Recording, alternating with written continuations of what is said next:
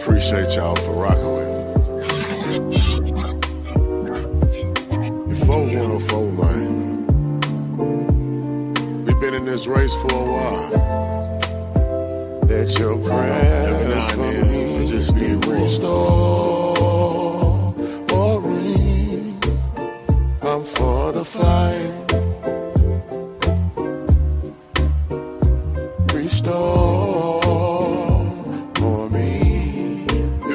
I'll be just fine. I ain't asking for much. More of you, less of me. Need you, Father. Spirit, Lord, your tender care. God has been wrong. Send your angels there. Patience when I serve. Make the fire with joy. More than overcome.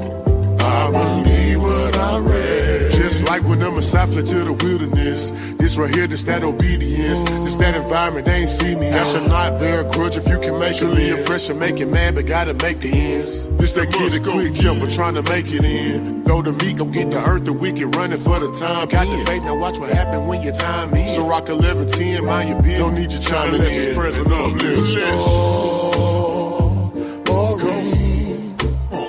I'm for the fight. No, I'm all in, I'm about this, yo. Need you, Father. Restore for me. I'll be just fine. I'm more of you, less of me. Anymore. Spirit, all I need. Your tender care. God has been wrong. All I need. Send your angel there. Patience when I serve. Make the fire with joy. More than overcome. Let your prayers for me restore for me. I'm for the fight. Restore for me. I'll be just fine. More of you, less of me.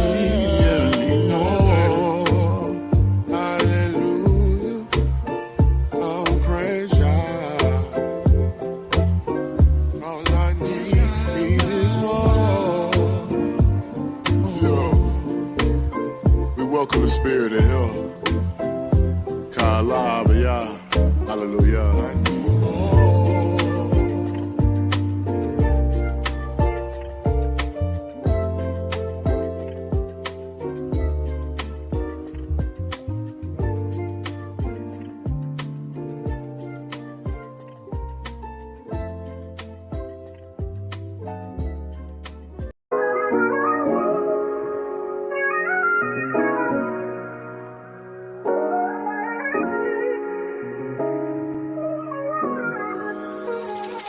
We the top, thank the Father for the prophets. Know the nation steady waiting for the day that we will drop. All these nations gotta pay for what they did to Yasha all. Maybe we could wait the people take this thing out to the block. We the new gold. I bet they knew that when they took you to your new home. That we the princes of the power, cause we wrestle with these spirits and we come out on top. This with that black and brown masquerade. God, we amazing and I'm not a mason, but the bricks is laid up in arrangement. Yep, young black in my backpack, dangerous. Mixing in some flavor with these scriptures, now we baking. Took too long for reparations and restoration. All black, everything from start to revelation. Snatching masters from the masses, this is battle rap. Taking all them patents back and bringing blackness back. Imagine Tulsa 23, who land we building on?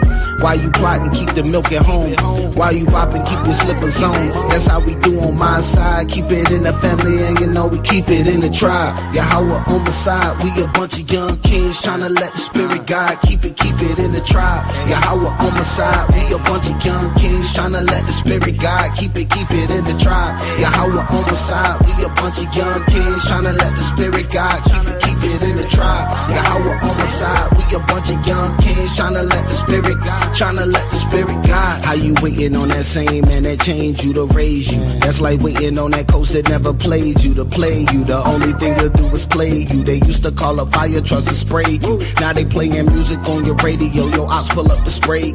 Playing that same music, them artists ain't getting paid to do. Now you bought a chain, you shining, hop out the rain. Some brothers pull up in vain, they dropping, snatching your chain, dude. Did we ever break free from the slavery? Too many lives lost, too many late MCs. They put insurance on my brother, see the dotted lines. You lose your soul when you sign, gotta keep it in the tribe. Yahweh on my side, we a bunch of young kings tryna let the spirit guide. Keep it in the tribe. Yahweh on my side, we a bunch of young kings tryna let the spirit guide. Keep it in the tribe. Yahweh on my side, we a bunch of young kings tryna let the spirit guide. Keep it in the tribe. Yahweh on my side, we a bunch of young kings tryna let the spirit guide, let the spirit guide. We the top, thank the Father for the prophets. Know the nation steady waiting for the day that we would drop. All these nations gotta pay for what they did to Yahshua. Maybe we could wait the people take this thing out to the block. Get some signs, get a spot. We aligning with my pops. We the only people crying that the violence need to stop. Taking brothers out the hood, now we shining on your block. Many only think can stop us is my God. Keep it in the tribe. Yahweh on the side, we a bunch of young kings tryna let the spirit guide. Keep it in the tribe.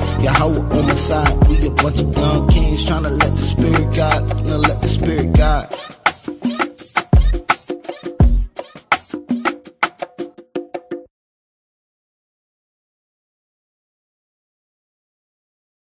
Hey, shalom, shalom, shalom. All right, all praises to the Most High. We're the Anointed House of Saints. All right, back with another Sabbath class. You already know what it is, man. Like the video when you're into the building. Baba Cashapp. All right, we ain't even gonna waste y'all time. We're gonna get right into it. We're gonna go into another portion of the series that I was calling Character Flaws. Put a 7 in the chat if you can hear me. Test your mic too. So you Check. Hey, shalom, y'all. What's going on? All right. Character Flaws, part 2. All right, and this particular class is based off of Proverbs 21:25. All right. Give me 1 second.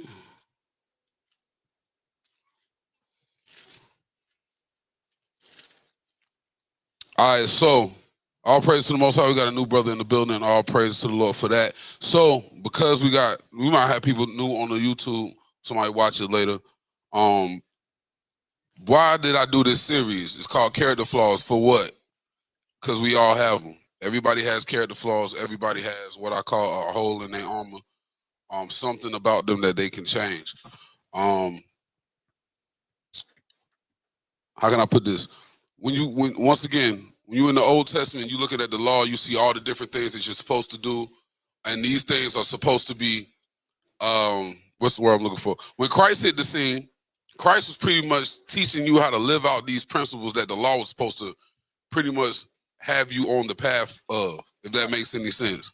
I'm trying to make that make sense, right? Christ came and showed you how to live that law, if that makes any sense.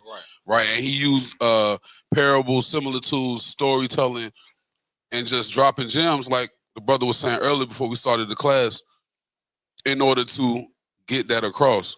So once again, we look at the fruits of the Spirit, all these things that Christ was teaching. We see that Christ is really teaching you how to live out the law, right? The thing that we're trying to perfect, right? So with that being said, let's get straight into it. Let's pull Proverbs 21 and 25. And this is the pretty much the basis of this class. But real quick, before he reads that scripture, read the scripture. Never mind, we'll go into it. Khan. This is the book of Proverbs, chapter 21 and 25. The desire of the slothful killeth him, for his hands refuse to labor. Khan. It says, the desire of the slothful killeth him, for his hands refuse to labor. Now, I ain't even going to front. Kakari, can you get on mic? I'm trying to make this a quick class, but since we got people here, I would love for people to tell me what they feel about these particular scriptures. Yo, we good bread. All right, so read the precept again, and somebody can just raise their hand and tell me what they feel like it means. God. So Proverbs 21:25. The desire of the slothful killeth him, for his hands refuse to labor. All right, what we got? All right, so basically it's saying that the desire of the slothful killeth him. So basically, the man who doesn't ever want to do anything, or the guy who's hating laborious work, like it talks about in the Sirach, is going to kill him because his hands refuse to do labor. Okay. All right. I like that one. Mm-hmm. Who else got an idea? The desire of the slothful killed him. Proverb. What was the last part you said? One more time. Say it again. Basically that Speaking closer. Yeah, there you go. The person who is refusing to do labor is going to kill him because he doesn't have the desire. Basically saying that the person who doesn't have the desire to do work is going to be the death. Basically, it's going to be his destruction. Yeah. And then he referenced Sirach as well. Right. Yeah. I don't remember. I don't know if it's 17:4 or not, but okay, Con.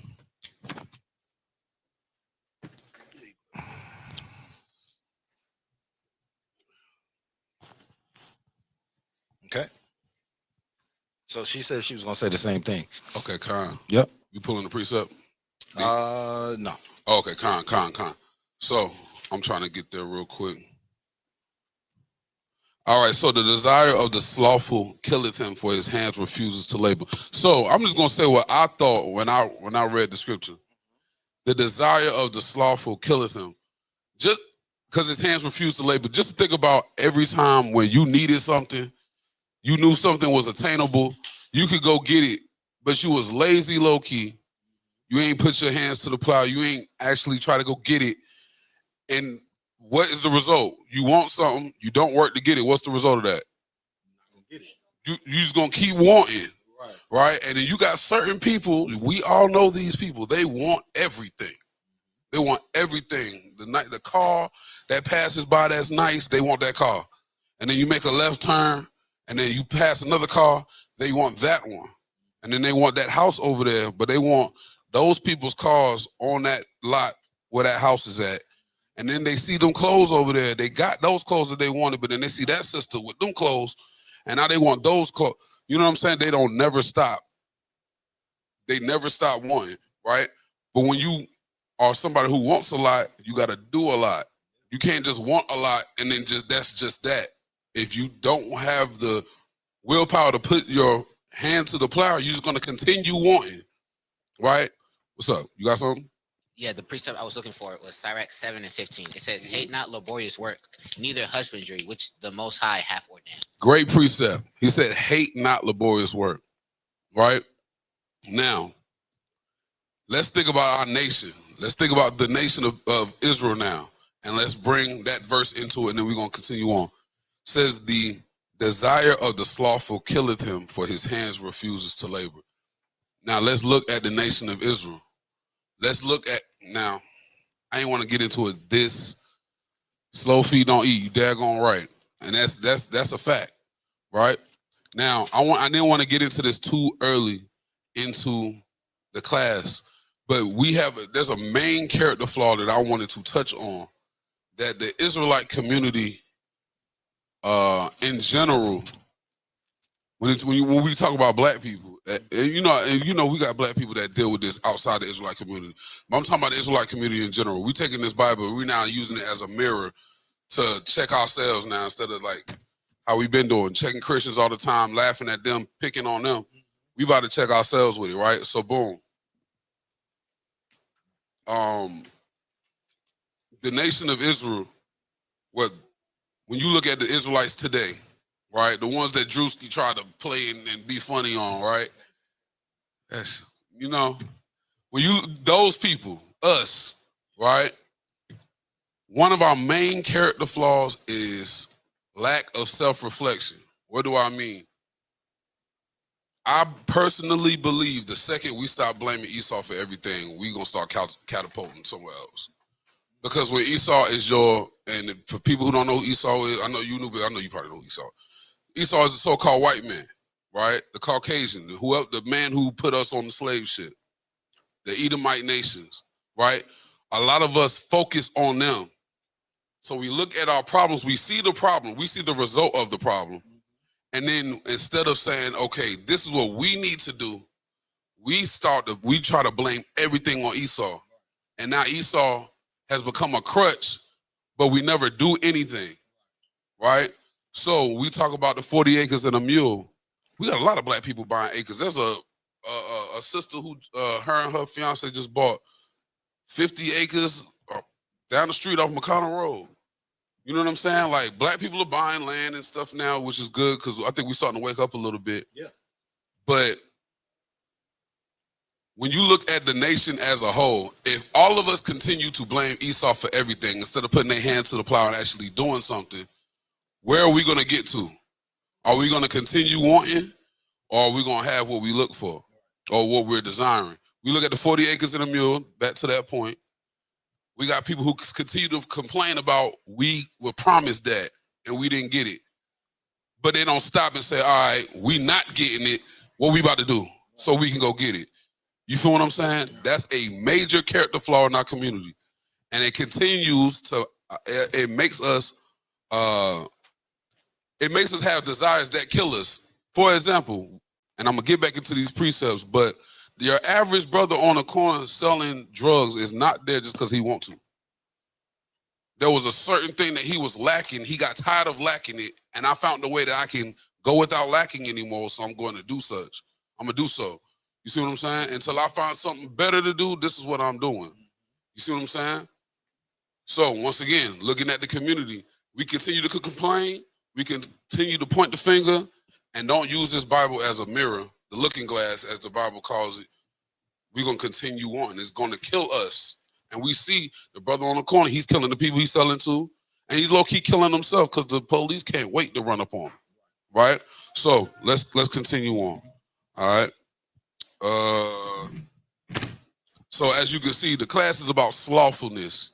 This class is completely about slothfulness because it's a thing we all deal with. Let's get Proverbs 10:4. It's hot. A little bit.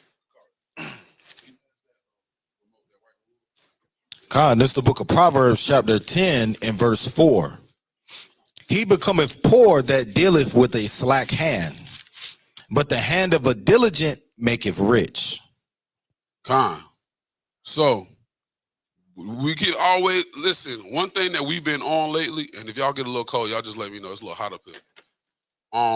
One thing we've been dealing with lately is trying to get on some type of mindset of community, nation building financially, right? Instead of just saying, I've heard Israelites say this.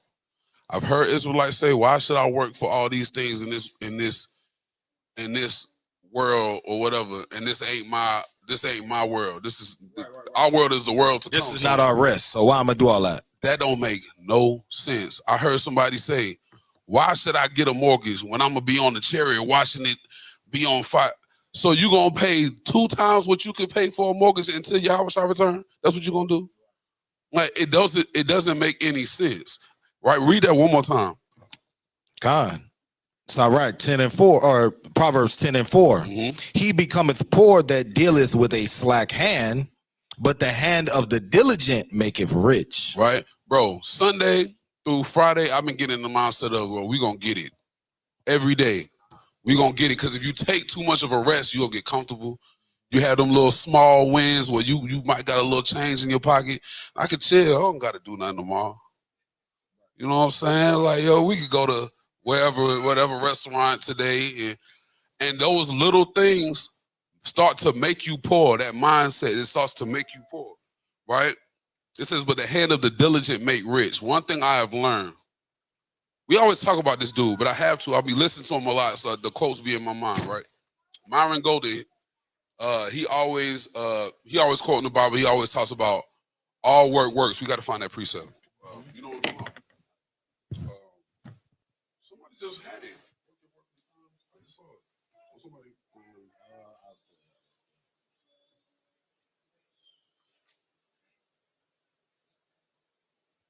We'll get this precept real fast. Yeah, let's get that real fast.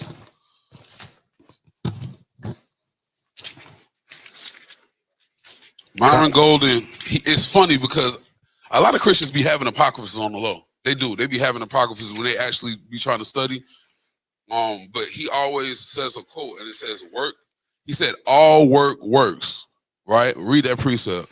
Con, this is the book of Sirach 51 and 30. Mm-hmm. Work your work be times, and in his time he will give you your reward. Now, let's see what be times means, because I don't know what that means. All right?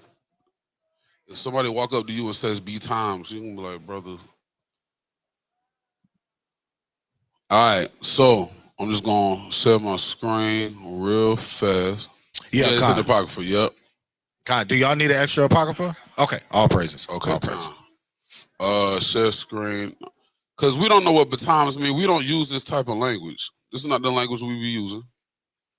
So, that would have been great. All right, cool. Boom. So betimes, the KJV dictionary definition. You can read that, King. Con. So it says betimes. It means seasonably, in good season or time, before it is late, or soon, in a short time. All right. So we can see when the Most High created the heaven and earth, he worked, then he rested. One thing you notice, and I just picked this up right now, he didn't work, rest, rest. He had an agenda. He had his subcontract. I say this all the time. The Most High is the general contractor. He had subcontractors. He told them what to do. They got it done. Rest. Yeah. We like the little short victories. That's what they call it. Yo, I'm gonna read 2 words. Hey, I did a little something. Let's go celebrate. Let's go get a cookie. Yeah. Let's go celebrate. What Kobe said, job's not done. Job's not done. And yo, that was like those 3 words that he said. You know what I'm saying? Like, that's why the reporter, when they said that to Kobe, the reporter could not answer back. Kobe said, job finished? And that's all he had to say. Like, what am I happy about? We ain't do nothing. You know what I'm saying? This ain't the whole thing. You feel what I'm saying? And the Cavaliers versus the Warriors series will teach you. That will teach you. We just went back and watched that. You know what I mean? Hey, bro, that joke will teach you, like, job's not finished. And you take your great example. Took my baseball team to Myrtle Beach. We beat this team bad the day before. This is a big tournament. You love to go to this tournament and say you come home and won, right? We beat everybody that first day. We automatically in the championship. So all the kids, the parents, they gonna get beers and liquor. We at a hotel. Bro, the kids in the pool all night. General rule is ain't no pool before games. You feel me?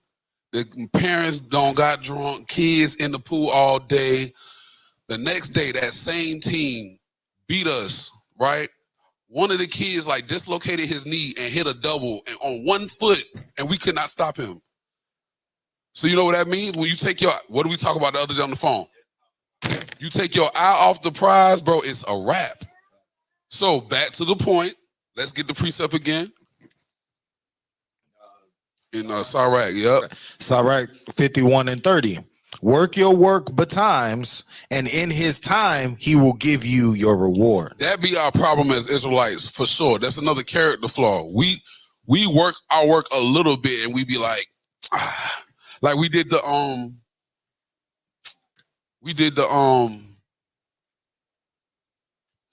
community cookout, October 2024. I ain't gonna front. It felt good afterwards. It was like, yo, we did something. We've been talking about doing something for so long. So it was like, yo, we did something. And the next thing you know, 365 days, low key, almost went past. Almost. Yeah.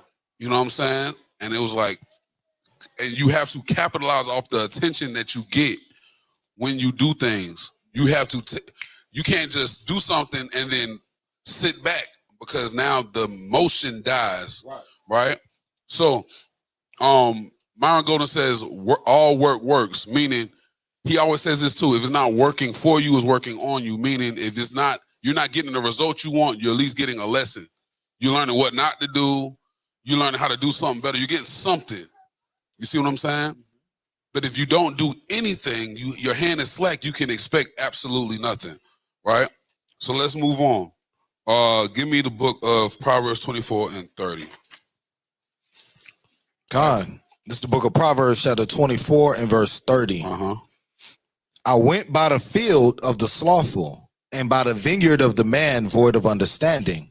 And lo, it was all grown over with thorns, and nettles had covered the face thereof, and the stone wall thereof was broken down. Then I saw and considered it well. I looked upon it and received instruction. Yet a little sleep, a little slumber, a little folding of the hands to sleep. So shall thy poverty come as one that traveleth, and thy want as an armed man.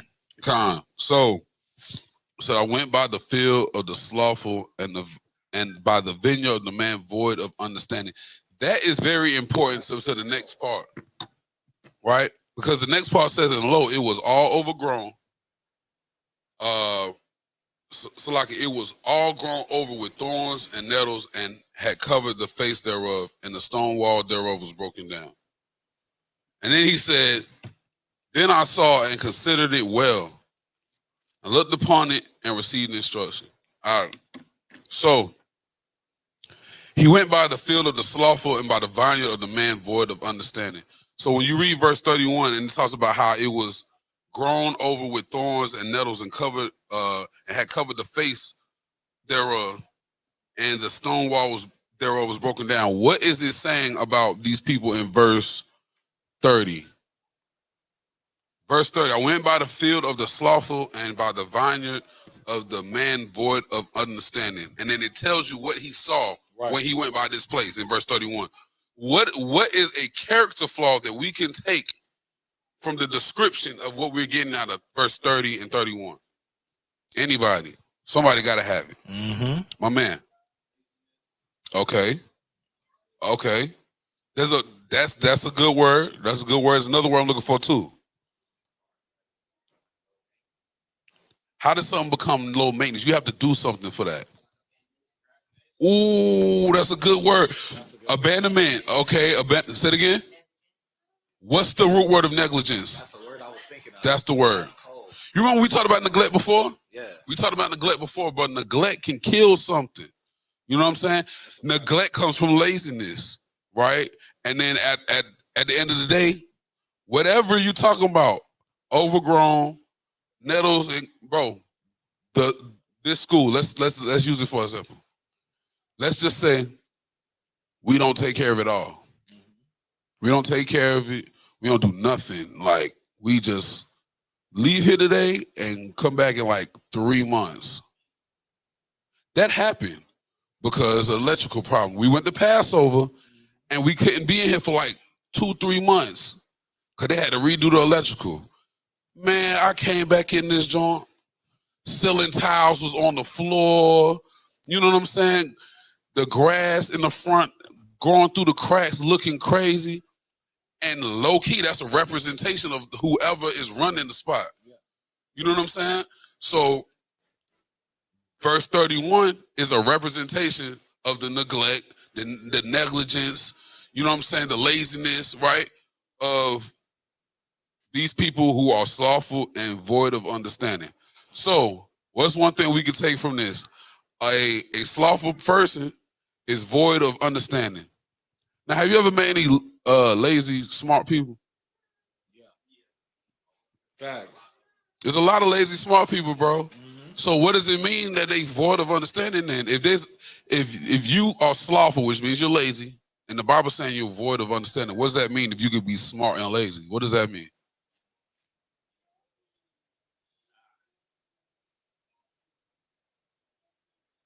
Underused potential. That's what I'm thinking of.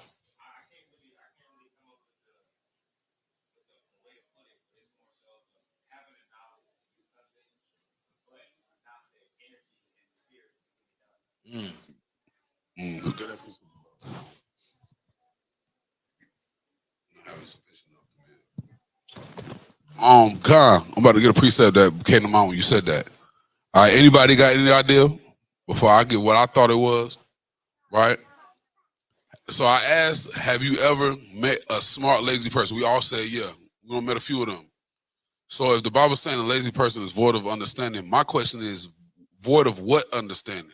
If you can be smart and lazy, what understanding are you void of if you are a slothful man? The understanding of the value of being diligent and the value of working. Like that you know, because you have the book knowledge to complete the task, but you don't understand the value of the time that you're wasting. There you go. Yeah. That's low-key what I think.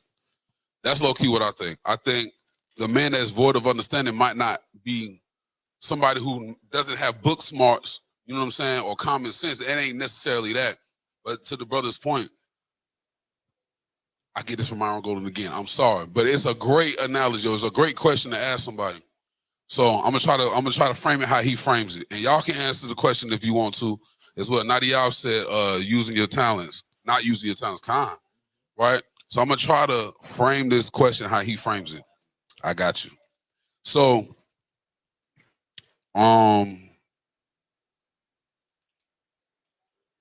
if I told you, brother, meet me here tomorrow at such and such time and wait here for 2 hours, but after the 2 hours, I got a milli for you.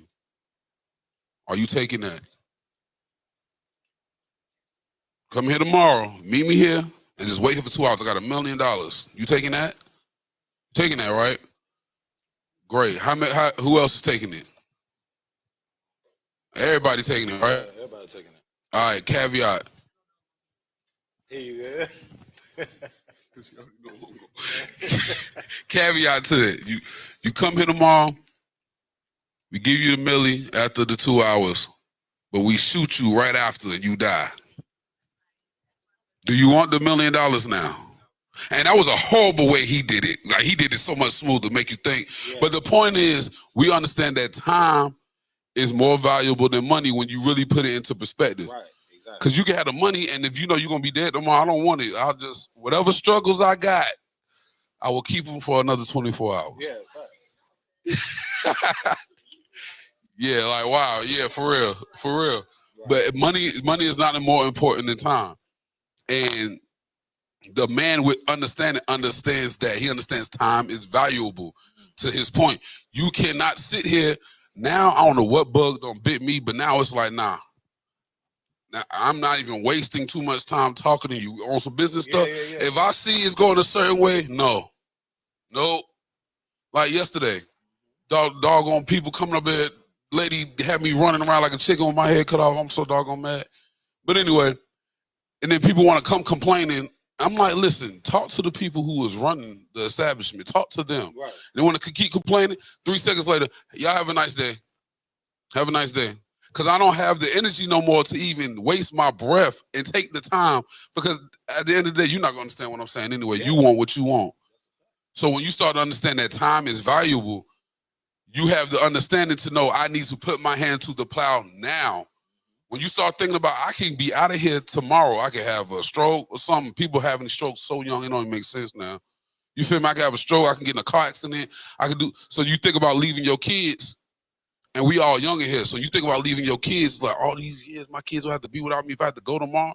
Oh no, I'm about to get it today. Because if I sit on my butt, I mean, at least if I go do something, I'm a step closer. Mm-hmm. You see what I'm saying? But I got to get it today, and the wise people understand time. Slothful people do not. Go ahead, King. No, I was just going. That's excellent that you even landed there. So I watched this lady called. I don't know if y'all ever heard of Alex Hermosi, right? So anyway, his wife be going in on the internet too. She be going in and talking about crazy stuff.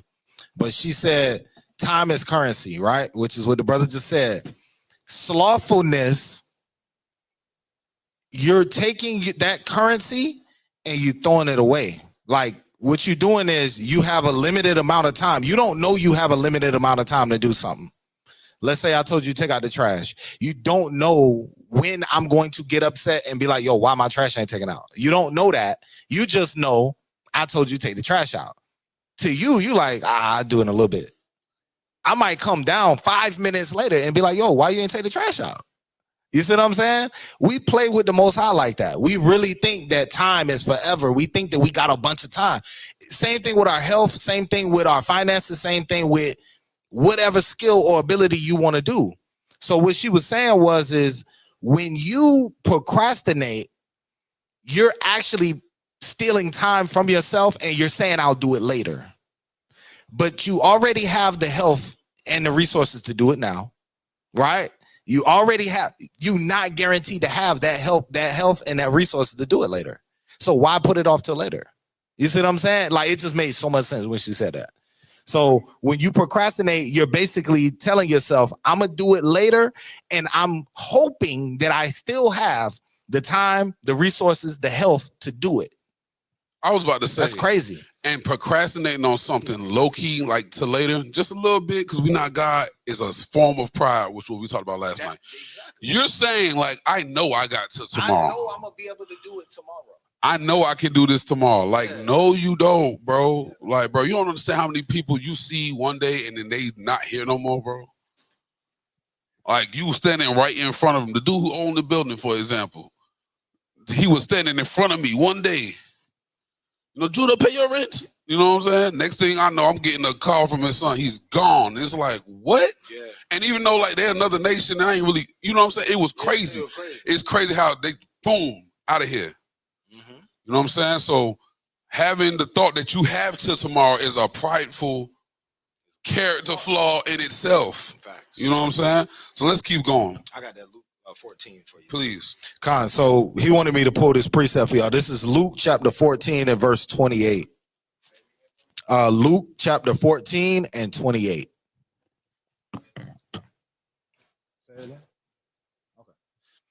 All right, Luke 14, 28, and it reads, for which of you intending to build a tower sitteth not down first and counteth the cost, whether he have sufficient to finish it? Oh, read it again, my bad. Con. For which of you intending to build a tower sitteth not down first and counteth the cost, whether he have sufficient to finish it? Lest happily after he have laid the foundation and is not able to finish it, all that behold it begin to mock him.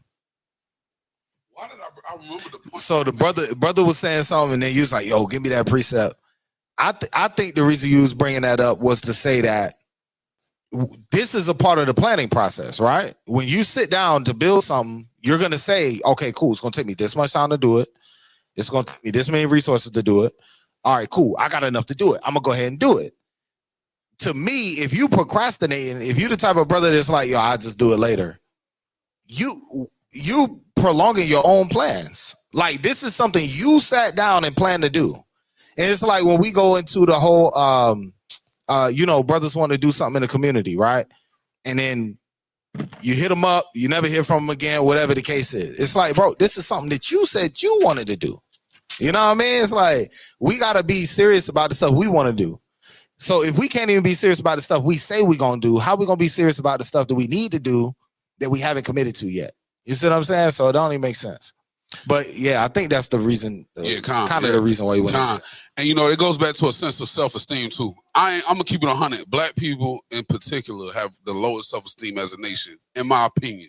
Because people with high self-esteem, they take themselves serious.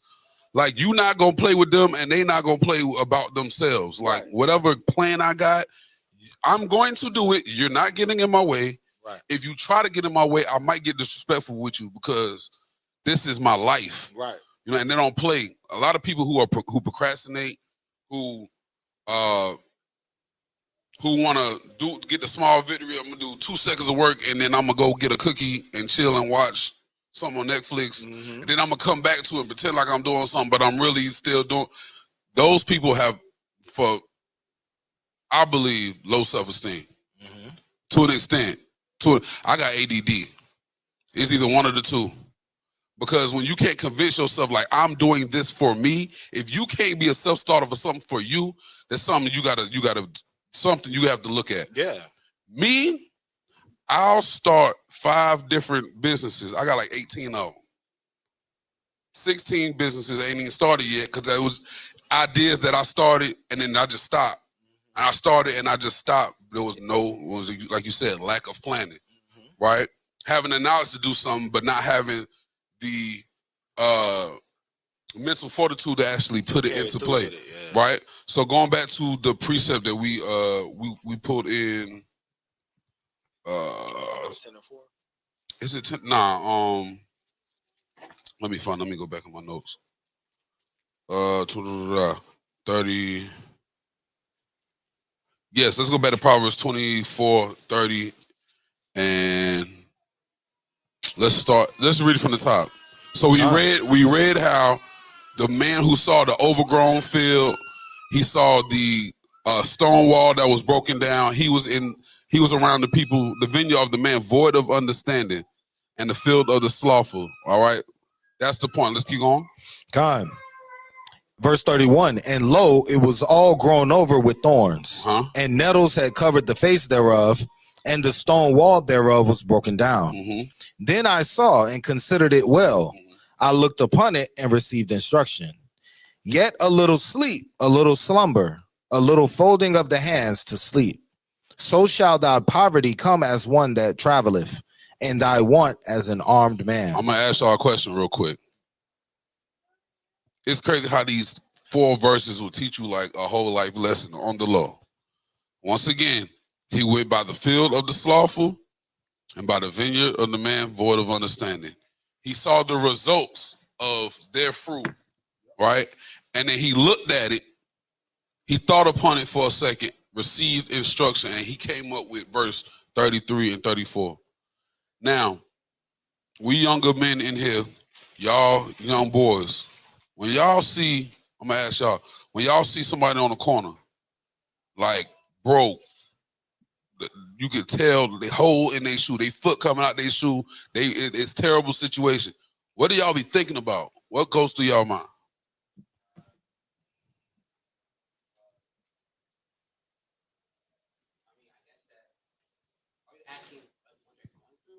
What goes through your mind when you see it? Yeah, when you see it. What you got?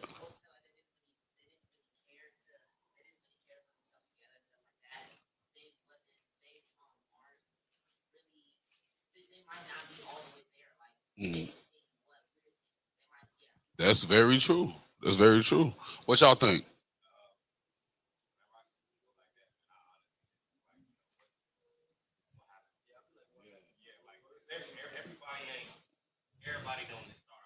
You feel me? Yeah. Yeah. Yeah. They couldn't overcome it. Yeah.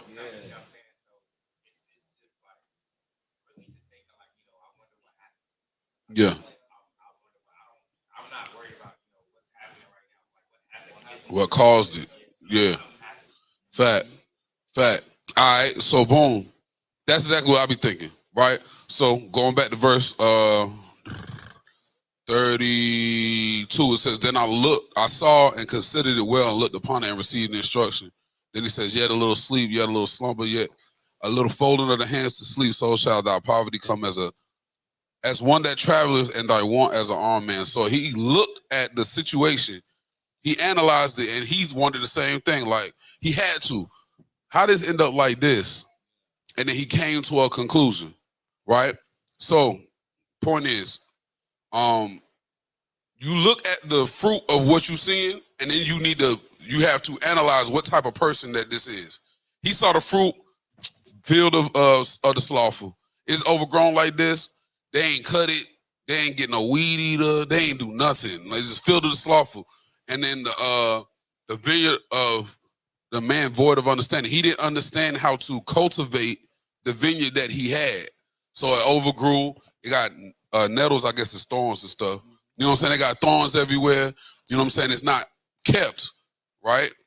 One man is lazy, one man don't have understanding. It's the same result. Same result, right? All right, so what was we at? I had to go back to that for a reason. My bad. Let me see.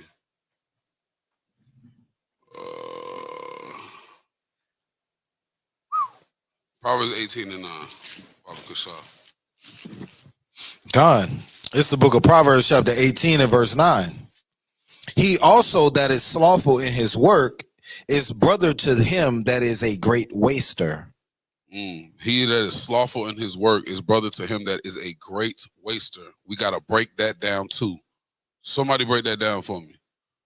He also that is slothful is brother to him that is a great waster. Bro, stop calling me. Slacky, y'all. Say it one more time. Slacky, y'all. I just told her I'm in class. I don't know why my mama keep calling me. Go ahead. Who talking? Somebody has something? I thought somebody said something.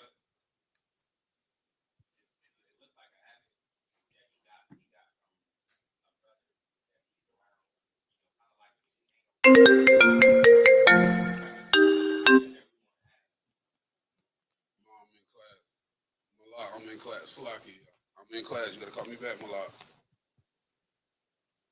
Okay, I'm coming. Bye-bye.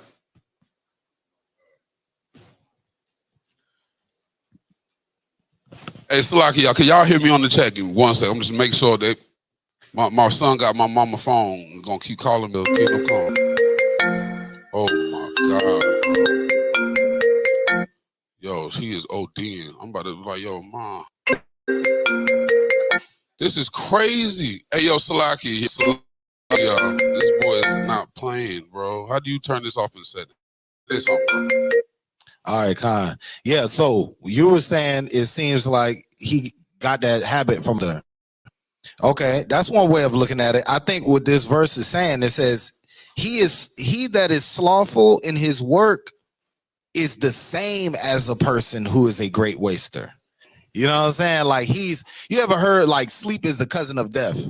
Like that's kind of what they saying. It's like, yo, that's your cousin. Like whoever's wasteful, that's your cousin because you slothful. And really, that's what we was talking about, right? Because if you're slothful, you're wasteful.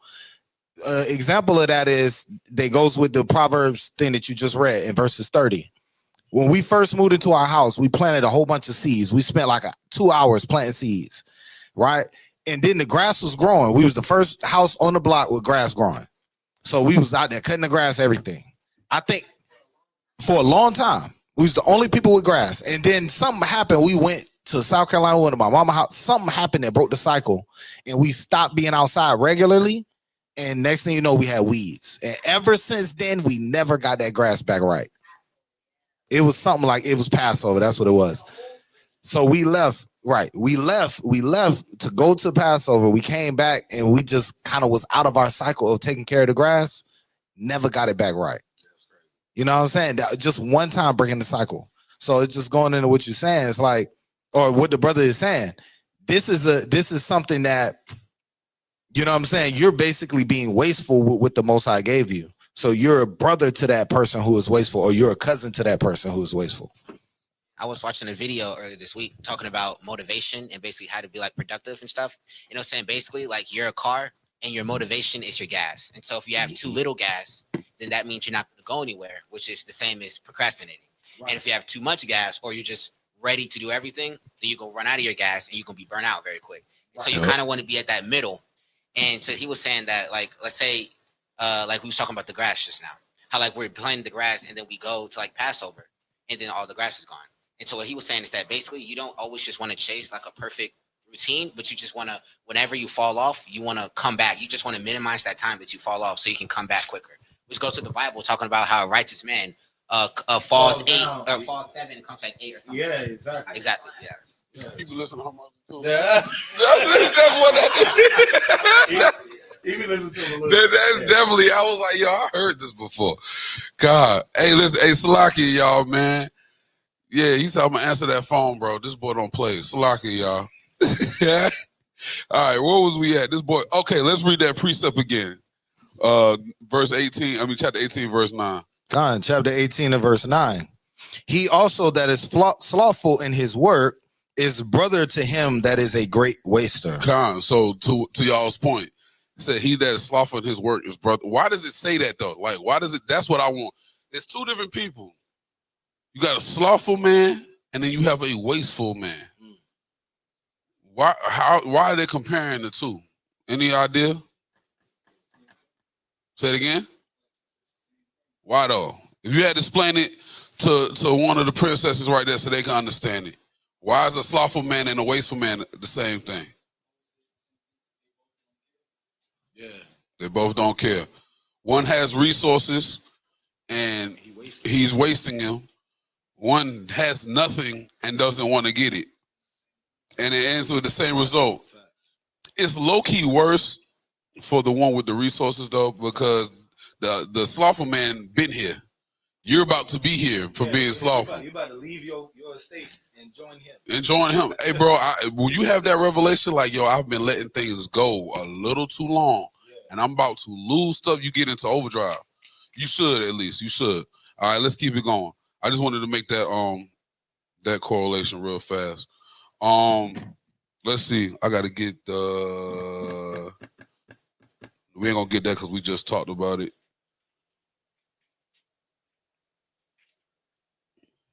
Let's see. You can get it. You can get it. Con, this is Proverbs chapter 6, starting at verse 6. Proverbs 6:6.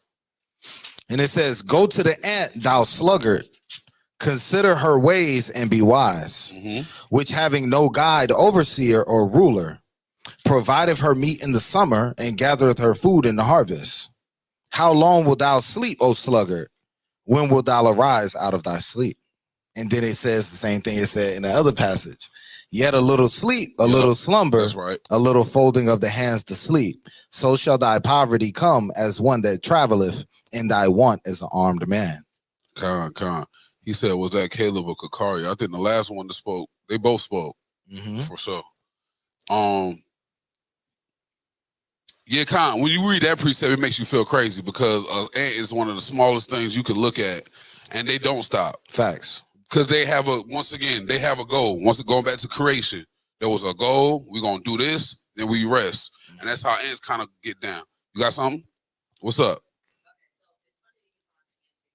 Pass the mic. Oh, yeah.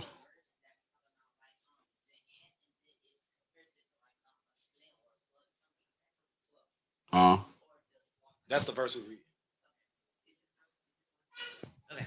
Yes, but the verse that I have, it says You gotta call it and read it. Okay.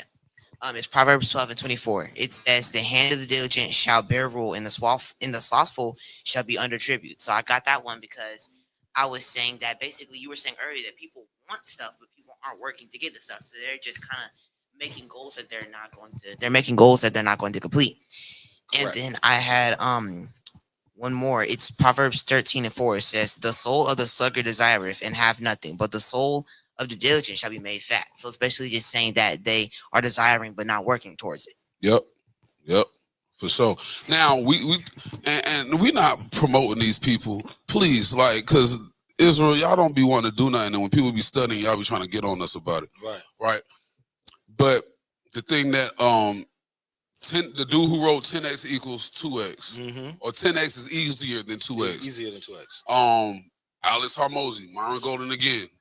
These are business people that they teach how to market. They teach how to get greater output from your input. And one thing they say to Caleb's point is, if you want more clients, advertise 10 times more. You don't change the game. It's not like you have to change the system. Oh, I got to do this different to get this lead. No, just advertise more and you'll get 10 times the lead. It's that simple. You know what I mean? More input equals more output, right? And when you're diligent and you putting up there was a precept. I'm just gonna quote it, but pretty much it says, "Through slack hands a building decayeth," to the point where I said when I came in, the joint was on the ground and everything. But if let's just say we got to the point where we had somebody here every weekend. We got 1 million flyers in the back. We got whatever. We could do a flyer mission. We could do class. We could do camp. We could do whatever. And then we have a system to where it's rolling. What do you think the output is going to be? But if the input is not equal, You're never going. It's very rare that you can get into some business where you put in the days of AI, yes. But in the days before that, you couldn't put minimal input and get a maximum output. It just didn't happen. You know what I'm saying? All right, so I'm gonna get a couple more precepts because there's a precept that I never heard before until he read it like 6 years ago, and that joint stuck with me forever. A lot of one of our major issues in this community is financial problems. You talk to a brother, you can talk to anybody, brother, sister. I'm going through it. This, that, and the third going on, whatever. And there's a reason for that, in my opinion. And I'm speaking for me. I'm one of the people who. Are you cold, sis? Because I think it's a little freezing in here. You cold? All right, I got you. Y'all go over there. I got you. I'm gonna cut it up a little bit. It was hot up here at first. Where was we at? Salaki, I lost my train of thought. What was I saying? I lost my train of thought. I'm trying to make sure people ain't cold in here. But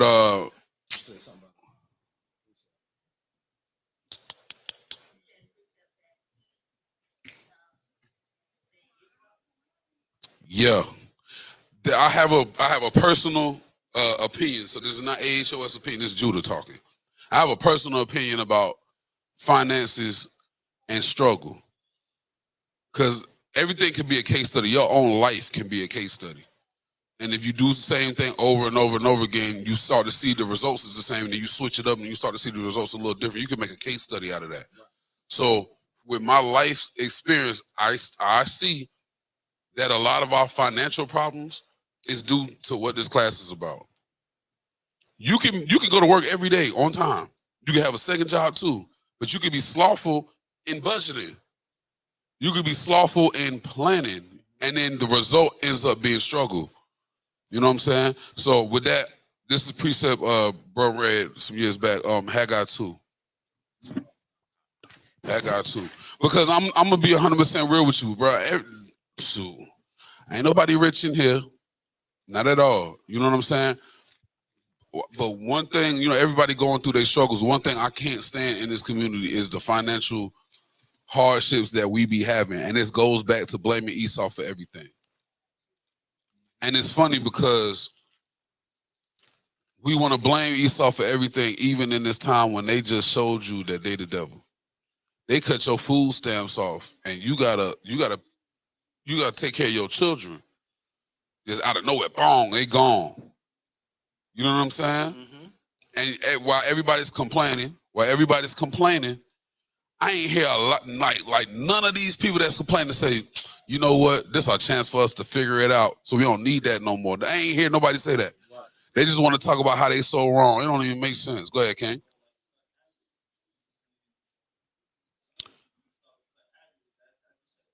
Yep. Mm-hmm. Yep.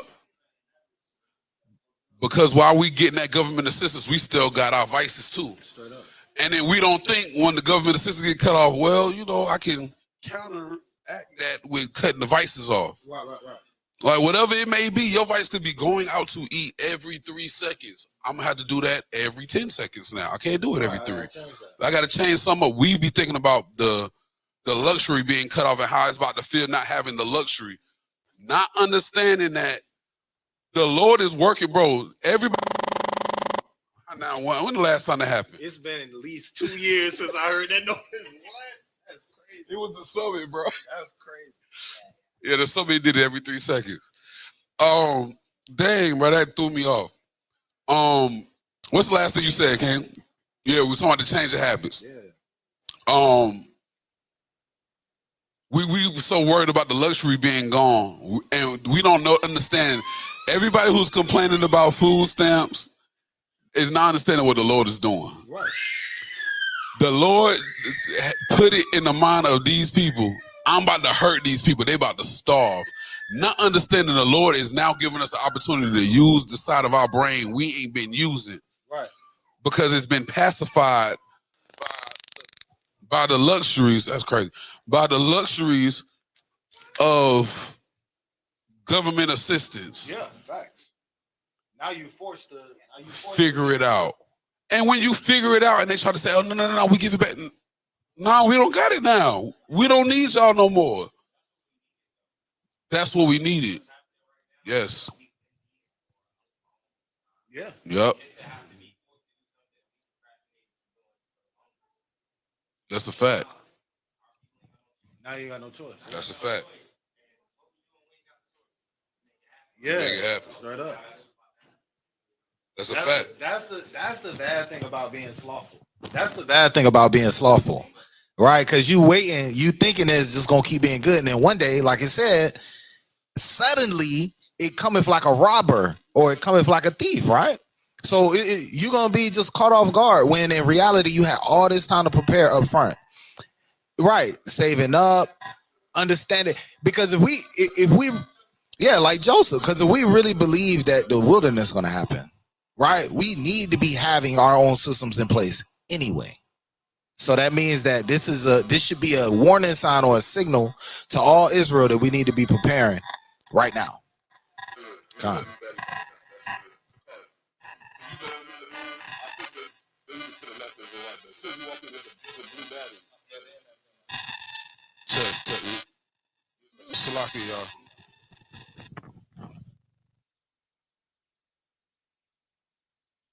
Check, mic check. All right, you can take the batteries out of it.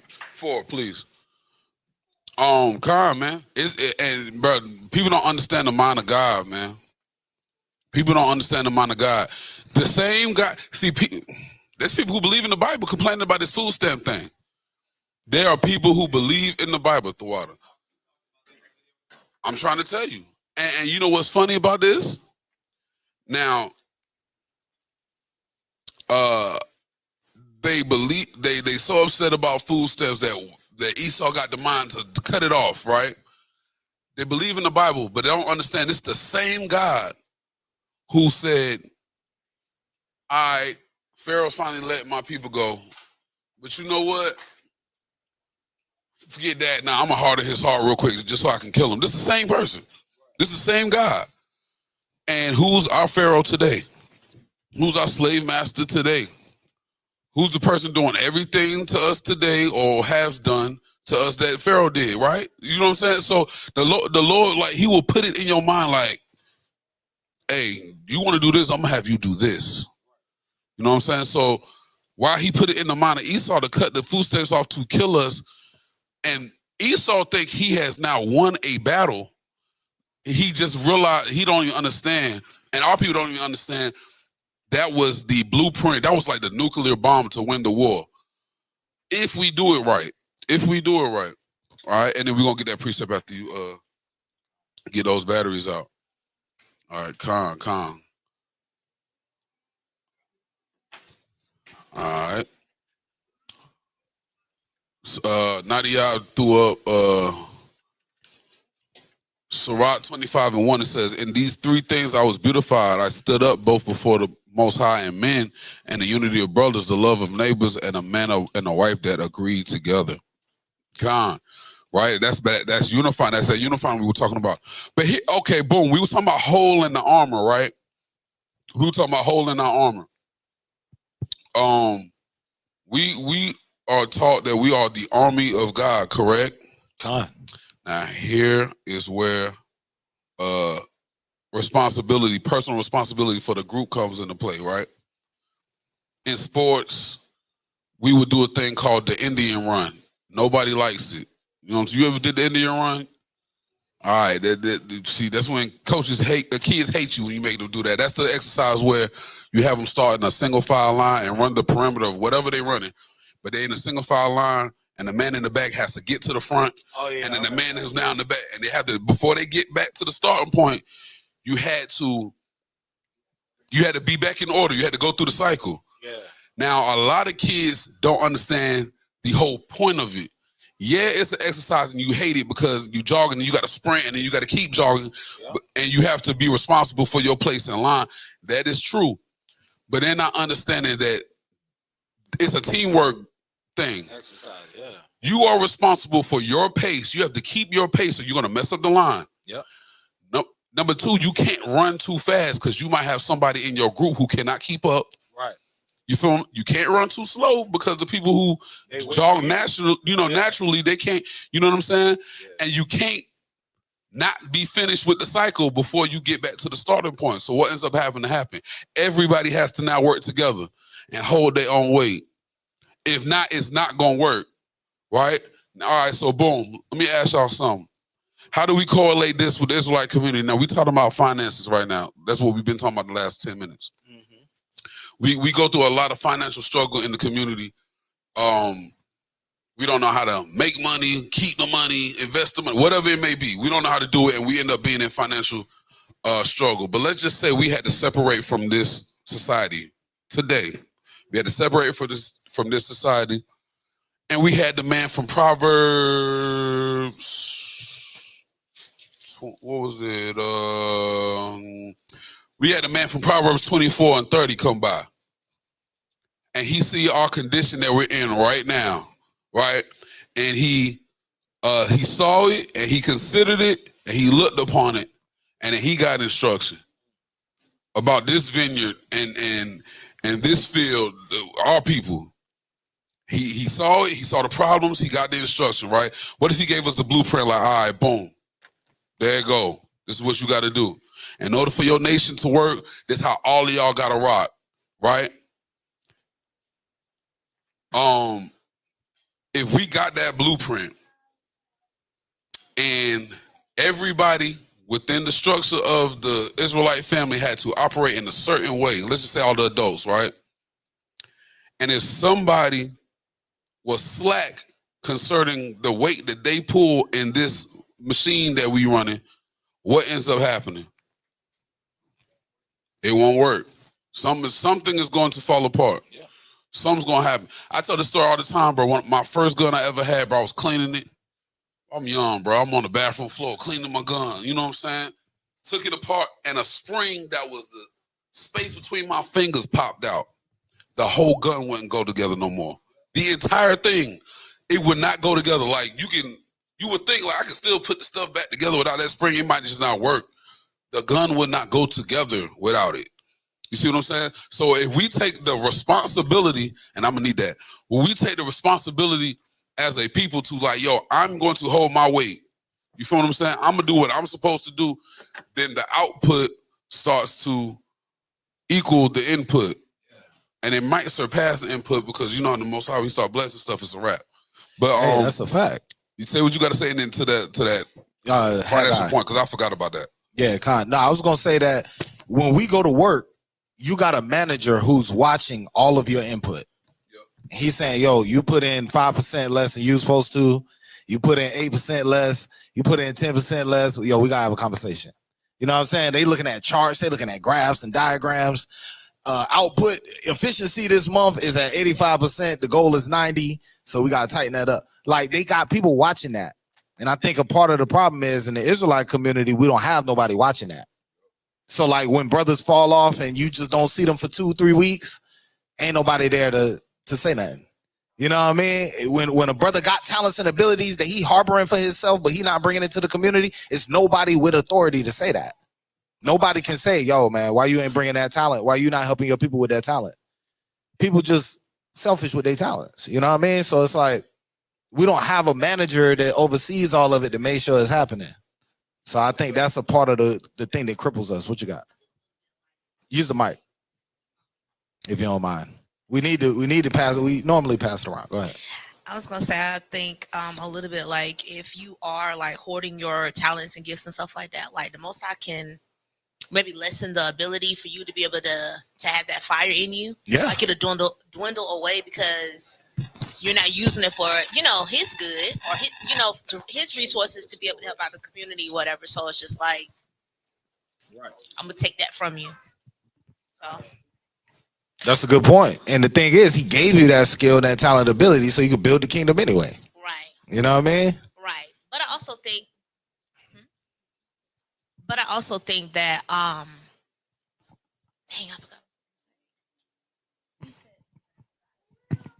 You're just talking about bringing your skills and talents. I feel like, but if Judah said something like, if everybody's doing something and this one person's not doing something, bring it to their attention, and if not, Yeah, keep moving. Because the ants, when they are doing their thing, they're trickling down. They might have a dead little buddy. They carry him wherever he need to go, and they keep going. They don't just stay there all dwindle in that area. Nah, that's a fact. Keep moving. That's a fact. No, we know. That's a good point. That is a good point. And the thing is, you never even see an ant unless he working. You've never seen an ant on the way to chilling. The ant is on the way from working or on the way to working, or he's actively working when you see him. That's the only time you see an ant. That's a fact. But Khan, go ahead.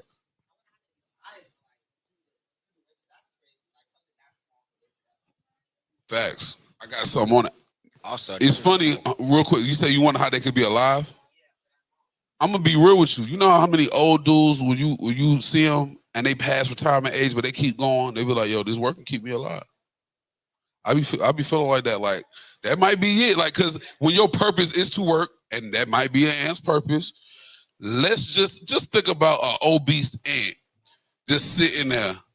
You don't see it because they're always working. So I think when you meant to work and you're built for that, and you're not operating in your purpose, you die off. That may be the case.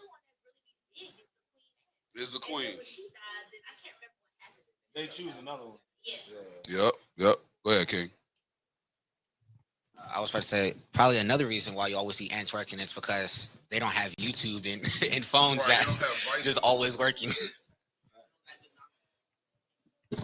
All right, this is the book of Haggai, chapter 1 and verse 6. And it says, "You have sown much and bring in little. You eat, but you have not enough. You drink, but you are not filled with drink. You clothe you, but there is none warm. And he that earneth wages to put it into a bag with holes." So when I heard that precept, when I was probably struggling at the time, my doggone self, but it's like, hey, every time I get paid, feel like that money got somewhere to go. And it ain't to a high yield savings account either. It's to somebody else. You know what I'm saying? And a lot of times that's due to our negligence. That's due to our slothfulness. We too sloth, but if you look at the thumbnail, now I want to pull the thumbnail. How do I do this? Give me a second.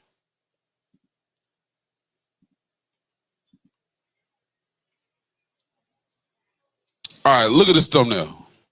All right, if you see the thumbnail, and Salaki, y'all don't have the TV up set up today, I would have showed y'all. But if you go to YouTube, look at the thumbnail, you see a brother chilling with half pants on that starts under his knee. I don't know how they did that one. You know, you see multiple brothers chilling. I don't know what they doing in the middle. You know, they drinking, sisters taking the selfies, brother in the back with the bottle. You know what I'm saying? The house dirty and filthy. Yeah, the thumbnail of the video. You know what I'm saying? You got the sister doing the brother hair like we be doing. But you think about it, bro, you look in our community, especially our people who stay in low income, low level situations, we party and bulls. That's what we do. That's what we do all day. We party, we find what we want, whatever vices we got, we find that. Broken out, we find that, and we neglect everything else. You know what I'm saying? Like sisters, we love and do this just all day. And we catch ourselves doing it, or you got the sister with the selfie and neglecting the things that's around her. You got the brothers that just focus on chilling. He just focus on chilling. As long as he got his beer for the day, he cool. He's the game on. He tripping over clothes, tripping over toys, tripping over everything in the house. And then he trip over it and just kick it out the way and keep walking. He don't pick it up or nothing. Character flaws. And these are character flaws that we have as a people. So when we look at the fact that we earn wages, we work a lot, but we bring in little. We don't have the sufficient food and drink. We don't have the sufficient lifestyle.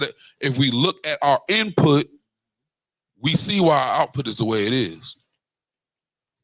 That you're talking about laziness, because I literally watched a video about productivity. Okay. But, so Alex Hermosi was the guy my dad was just talking about. Yeah. And he was talking, but he made a video talking about how your dopamine in the morning basically controls your whole day. And so like when you get on your phone, that gives your brain like the highest dopamine rush, like your brain can basically get. And so when you have that in the morning and then you turn it off and try to do work, your brain's looking for that high dopamine because that was the standard. Right. It's always trying to get there throughout the day, but since your work, it's not going to get you there. It's always going to put you back to your phone. So he was saying that if you stay off your phone for like the first hour of the day, which basically shapes your whole day, then if you just get straight to work, which could be like reading your Bible or something like that, then your brain will make that as the baseline, and then that will seem more entertaining because you haven't even had anything else. Right. You haven't had nothing else that spiked your dopamine. That's a good point. That's a good point. Because the thing is, it's a lot of chemical imbalances that we have as well that contribute to our slothfulness. It's a lot of our eating habits that contribute to our slothfulness. Look, right? All the candy that's floating around. People at my job just walking around with bags of candy, just passing them out, right? And it's like, y'all doing this at work. I'm about to be passed out in this mug. Y'all passing out candy. Then you're going to be mad because I'm falling asleep. You know what I mean? So, but nah. So with that being said, I'm probably going to end here maybe. That was one of my last ones. Caleb read that in my precepts.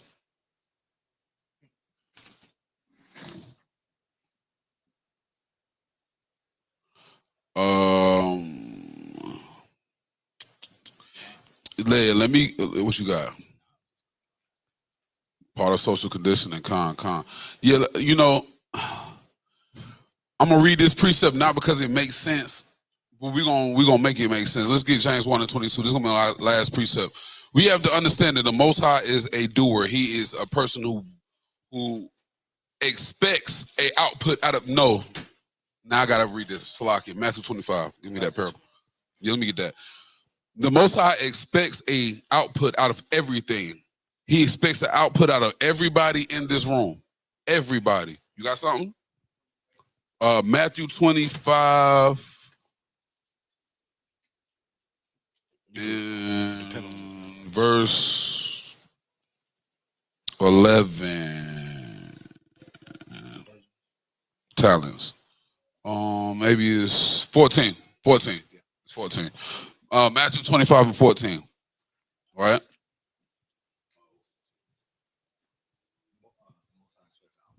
Yes, the Most High expects the output from everybody in the room. If you're not producing something, he cuts you out. We already, did we read that precept about the tree and the fruit? We might need to get that. I can get. All right, the one is yeah, right. That's something I learned from somebody who is not an Israelite. But you think about the concept, that's true. The Most High works. He works. He works. He works. He rests.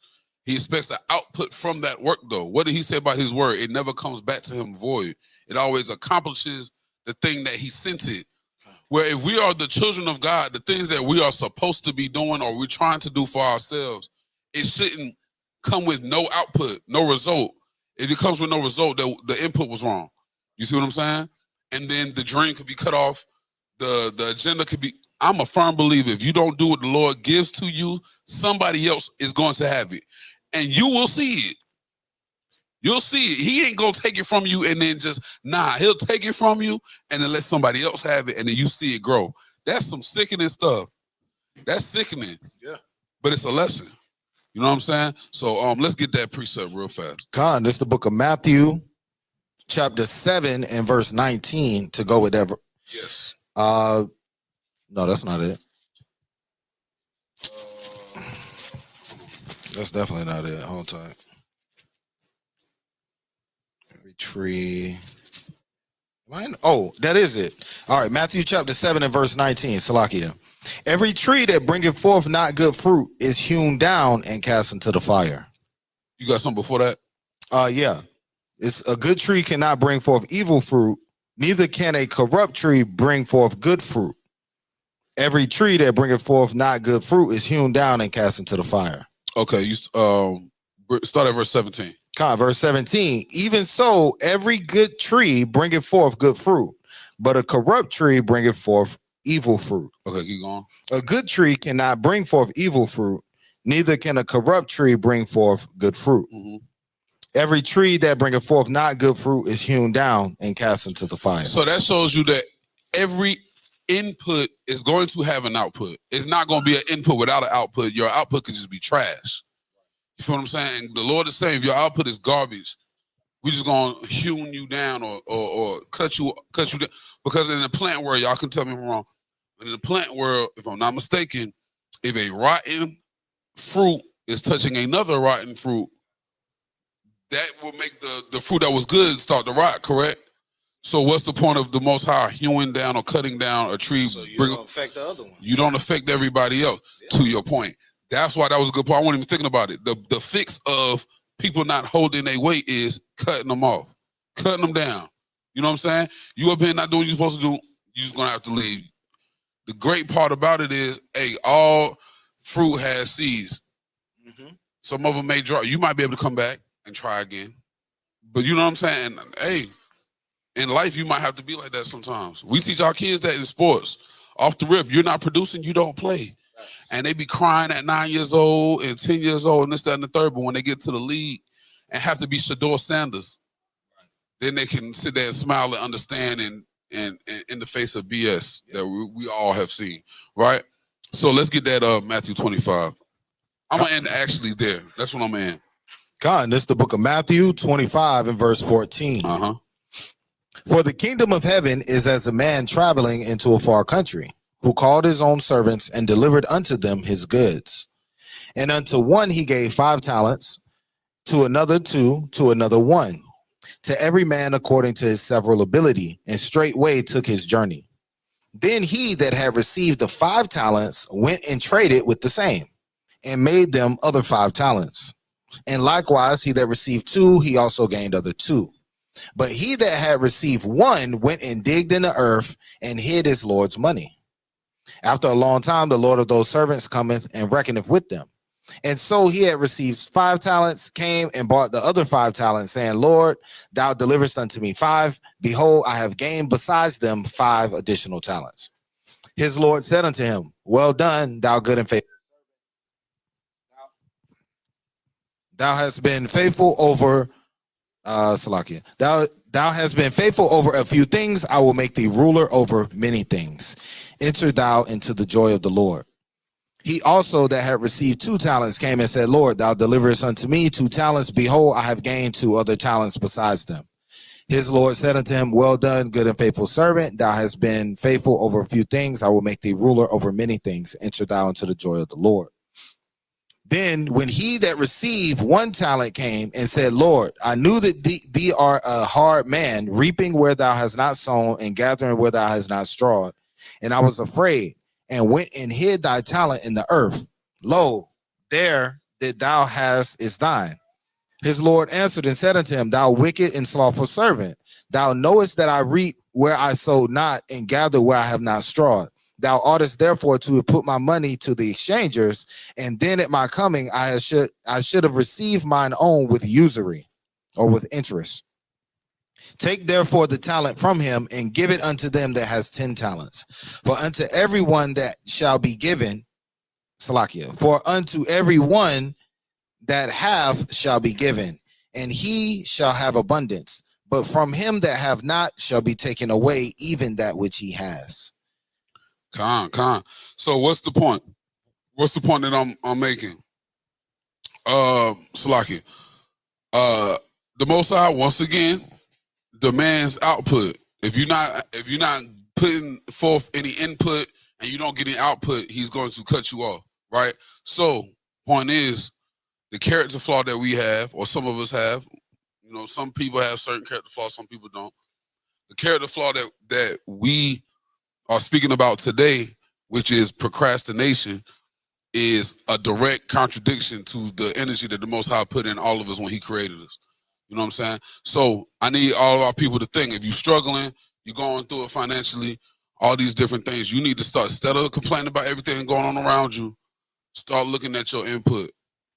And then let's see if you can see where you can change some things. You know what I mean? So with that, that's the class. Shalom. Hey, all praise to the Most High. I'm going to get Daniel 7 and 18 real quick, because we always close out with that scripture. That was an excellent class. I hope people, once again, I hope people is meditating on these classes and going back and actually thinking about it. Like that was a good class for me personally. You know what I mean? So it's a lot of stuff, talents and abilities that we be sitting on that, you know what I'm saying, we're not urgent enough about it. All right, let's get the book of Daniel chapter 7 and 18. But the saints of the Most High shall take the kingdom and possess the kingdom even forever and ever and ever. By Hashem, Hamashiach, Yahushua. Hey, we love y'all. Shabbat Shalom. Shalom. This is not a test.